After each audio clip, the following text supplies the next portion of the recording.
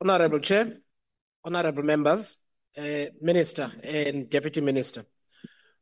On the 2nd of April this year, RISE Mzansi held a picket outside the Department of Employment to highlight the plight of people over the age of 35 who are unable to access jobs and job opportunities due to the arbitrary cut-off age applied to entry-level jobs in both the public and private sectors.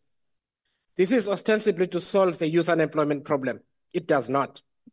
South Africans over the age of 35 are people who are generally in the middle of building lives for themselves, who carry the burden of caring for their own children or the children of their relatives and their elderly parents. Many of these people are single parents.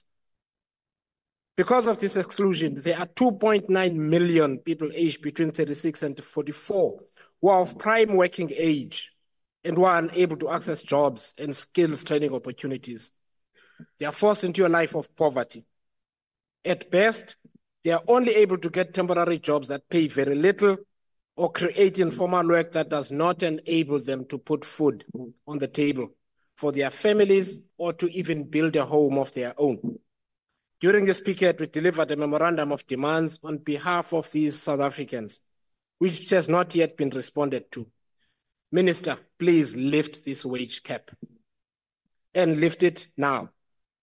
Again, on 30 April this year, we led a picket to the Johannesburg Stock Exchange to highlight the known but unspoken practices faced primarily by young women, these being sex for jobs and cash for jobs.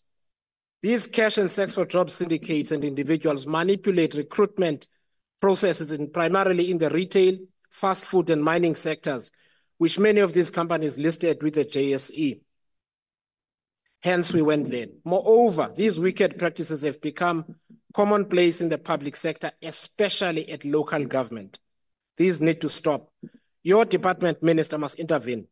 We are saying employment and labor, like the Employment Equity Act, the Employment Services Act, Labor Relations Act, must recognize these practices, or new legislation must be introduced to criminalize these heinous practices in the labor market. RISE Mzansi will work with you on this, and you'll have our support if you decide to do this, so that job seekers and workers, especially vulnerable South Africans, like women and people with disabilities, are protected. Yabulela.